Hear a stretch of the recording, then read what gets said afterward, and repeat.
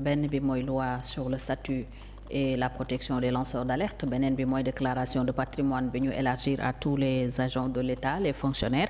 Bi ci des moo créer office national de lutte contre la corruption bi war a remplacer OFNAC. Beneen bi soxal accès à l'information. Pour yow yooyu loi mën nañu changer effectivement dara ci gouvernance mais aussi ci problème de transparence bi ñuy joytu ci ni ñuy yore réew mi.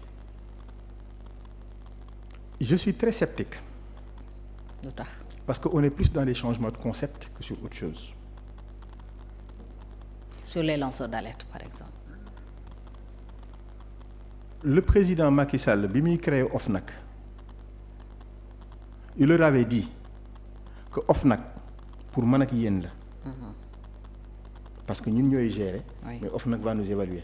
La CREI c'est pour les autres. Une formule très simple. Et très pertinente. Donc tey ñoom ñëw nañu. Il change de concept, mais le contenu restera le même. Transparence, régularité des dépenses publiques. Peut-être ils vont renforcer les moyens de coercition et les moyens d'action sur le terrain. Bref, qu'à cela ne tienne. Mais changement de concept là.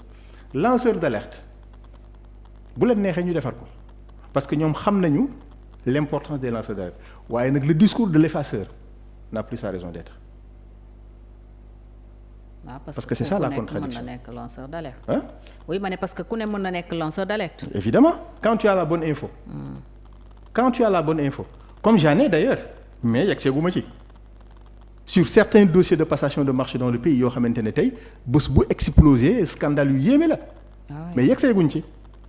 yu mel ni ban. non bu ñu ci yeggseegum soxna Fatou. Le dossier Azer par exemple xamaguñu dëgg-dëgg lan moo ci. bés bu ñu ci yeggsee je te ferai l'exclusivité. Mais comme damay dajale papier par papier. bu ma demee ba am l'intégralité ba mu leer ma ne bu ko ma porté plainte it su ma demee dinaa yóbbaale sama dossier su boobaa dinañ ci wax mais li wóor mooy bu boobaa je serai bien protégé parce que je jouerai le rôle de lanceur d'alerte. Ah da ngay xaar loi bi dugg. non xaaruma loi bi man dossier lay xaar. dossier ngay xaar. waaw parce que dossier bi boo ko xasee am tu es protégé. Oui, parce que même ci loi lanceur d'alerte bi protégé nañu même ku soustraire un dossier boo xam ne dafay prouver. li ngay dénoncer en tant que lanceur d'alerte. Si quelqu'un te le file, waaw. Oui, effectivement. Oui. Tu protèges ta source. Kenn du la ne foo ko jëlee. Voilà. Cela va de soi. Moi je pense que loolu c'est important pour notre démocratie.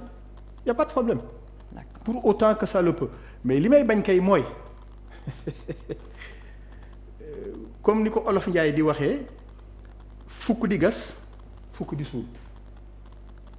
Parce que quand tu entends le député du PASTEF qui disait que la famille de celui qui a détourné de l'argent, même si le détourneur n'est plus en vie, sa famille doit être poursuivie. Voilà loolu. Regarde-moi ça.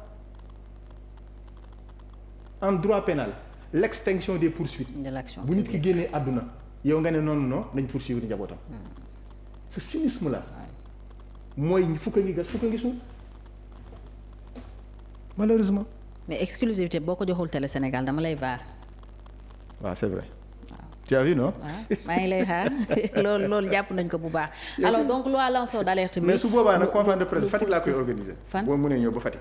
waxoo conférence de presse da nga ne exclusivité. non mais mun naa laa andi ba Fatick. chez mes parents. nga defee séeréer ko ma defee ko waaye yow ak Télé Sénégal comme ça Pangol yeeg. yow ak Télé Sénégal man ragaluma loolu. amul problème man ragaluma loolu mais yow ak Télé Sénégal kese lay doon. Voilà. alors loi lanceur d'alerte bi baax na élargir la déclaration de patrimoine à. mais loolu aussi c'est une bonne chose. C'est une très très bonne chose franchement. Parce que nag su boobaa damay bëgg mu rétroactif. Parce que tu sais que ce pays-là. Les inspecteurs des impôts et des domaines là qui l'ont bousillé. xanaa sa leader ci la bokk. mais évidemment évidemment ci la bokk am na ci responsabilité. ok parce que ñoom saa waay kër gu am terrain bu am litige seen loxo ngi ci terrain bu ñu jaay am milliard mos nañ commission terrain ya ñuy am man ak yow mënuñ cee jot. ci lotissement yi. waaw terrain non immatriculé boo gis ñoom xam nañ fu mu ne les téye ni la. donc tey koo ci gis ci ñoom mu am alal foncier nga ko jëlee kon nag déclaration de patrimoine bu ñu ko élargir Ousmane Sonko a raison bu ne fonctionnaire mënul nekk milliardaire. sauf que lui il peut ñi pas si le am dire milliard sa leader sax nee nañ milliardaire la de. sauf que lui il peut pas le dire parce que il a défendu un de ses patrons en montrant toutes les sources de revenus qu'il a Tahibou Ndiaye en tant que directeur du domaine pour dire que ni am na droit am ko donc lui il est très mal placé pour le dire. sa leader dañu ko doon waxal ne milliardaire la. est-ce que tu sais que ñun tey dañu am problème mu xaalis ñun on fonctionne pas ndax amuñu xaalis. yéen ñan. nouvelle responsabilité ñemewu leen lool. lu tax. ah yéen nouvelle responsabilité. mais lu tax. jógee ci pouvoir bi barki dem. mais ñun dañoo jógee ci pouvoir bi am 2 élections présidentielles. dépensé ci. ak législative anticipée une élection. ça coûte cher. ça coûte cher. mais milliards yi ñuy waxal Amadou Ba anam.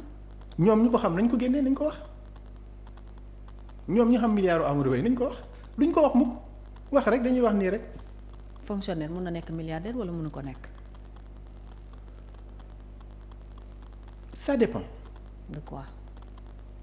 je donne un exemple boo toogoon fii tey à force d'inviter des personnalités. nit woo la ne la man dey dama bëggoon audience ci Sori Kaba gis naa ne invité nga ko keroog nga ne ko non man Sori sequma ak moom loolu mu ne la dimbale ma parce que su ma ko gisul sama projet bi nangam ak nangam am ma yónnee la 2 millions ngir yàlla rek nga passé taxi exemple laa lay jox. 2 millions boobu mënoo nekk 2 milliards selon l'importance du projet. ok nga fexe ba audience bi am. En quoi tu es coupable? En quoi tu es coupable? mais fonctionnaire lañ wax de. non exemple bi ma joxe ci yow c'est valable pour le planton c'est valable pour le ministre mën nga dans le cadre de l'exercice. xaaral ma terminer c'est des exceptions exceptionnelles. non c'est courant. ah ouais. c'est très courant. dans l'administration. c'est très très courant. dans l'administration facilement tu peux voir quelqu'un. oui. qui veut entrer au Sénégal il lui faut une porte d'entrée. yow boo nekkee porte d'entrée lépp lu muy andi mën na la ci may lépp lu mu gagné mën na la ci may sa salaire du la ko may sa indemnité du la ko may dara du la ko may mais peut-être lenn ngay am problème doo ko mën a justifier. parce que say revenu la ñuy. mu ngi noonu je donne un exemple le ministre des Affaires étrangères nombre de voyages yi muy effectué yëpp te voyage bi ci nekk daf ciy am ay frais de mission est-ce que kooku buy dugg. compte bancaire am 10 millions na ci muy génn compte bancaire bi 20 millions nekk ci xel mënu ko nangu. mais kooku frais de mission yooyu genre per diem day am. traçabilité frais de mission. oui mais day am traçabilité loolu. mais dañuy wax milliards waxuñu fu ñu ko jëlee on parle encore de milliardaires waxaguñu source bi ñoom rek xam nga dañu galvauder débat bi en fait su fekkoonte ne dañu ne munoo nekk milliardaire ci sa salaire le débat est plus circonscrit mais munoo doon milliardaire point. alors que yow dans l'exercice de tes fonctions tu peux avoir beaucoup de. les agents des impôts par exemple am nañu leur fonds commun. par exemple bi ñëpp di coow. par exemple te kooku bu fekkente ne dañu ne tu ne peux pas être milliardaire sur la base de ton salaire bu boobaa on discute des fonds communs. et d'ailleurs bu ñuy wax financement endogène pourquoi du ko fiscaliser moom. waaw am nañu ko proposer de. mais c'est une bonne proposition bi kii def le forum du justiciable là. je suis d'accord c'est une très bonne idée. sama ex xarit. ça veut dire que tey moom alors de voir les tiktokers les vendeurs de cigarettes les vendeurs de pommes et de bananes dans la rue mais il y a plus proche à côté de lui qui gagne des millions. Madiambal l'accuse lui-même Ousmane Sonko ne milliardaire la. sànq yaa ngi wax naan li mu am. na ko déclaration de patron du da ngaa gëm ne milliardaire la. non man tant que génneewu ko li Madiambal wax laay jàpp. ne Sonko milliardaire la. bien évidemment léegi nag pour le prouver na génnee déclaration de patrimoine keroog dama doon dégluwaat comme par hasard. bi président Macky Sall defee déclaration de patrimoine am terrain yi kër gi ñu estimé ko à 9 milliards ne milliardaire la xam nga débat boobu amoon na fi benn jamono. alors c'était un débat biaisé quoi parce que dañu ñëw wuy mètre carré bi ça coûte tant bu fekkee am na fa tant de hectares donc ça fait tant kër gi tant la ko war a jëlee donc au total il a tant. valeur bi nangam la. tu vois un peu. Voilà le Sénégal moo tax tey dama jàpp ni pour clarifier le débat. ku ci nekk ci ñun la ngay woote yaa ci war a jiitu man daal en tout cas Fatou amal milliard am avion di ma ko abal loolu laa lay ñaanal. comme ku ko am boo nekkee ci état ñu da ko sàcc. loi d'accès à l'information yow tu es dans le privé yow boobaa boo ko amee nga du yàlla baax na loi d'accès à l'information mën na yokk transparence ak bonne gouvernance accès à l'information et diffusion de l'information aussi dañ ko ci waroon yokk parce que tout le problème fondamentalement c'est dans la diffusion de l'info. Oui. Parce que facilement on te dit que oui tu as porté atteinte à l'honneur de. Mais la diffusion de l'information c'est pour le citoyen. C'est pour le citoyen. Le journaliste de. mais ak loi lanceur d'alerte bi quand même loolu peut-être. non bañ a posé wu. gis nga la subtilité du droit. nañ ko bàyyi juristes yi. nañ ko bàyyi juristes yi parce que ils te diront.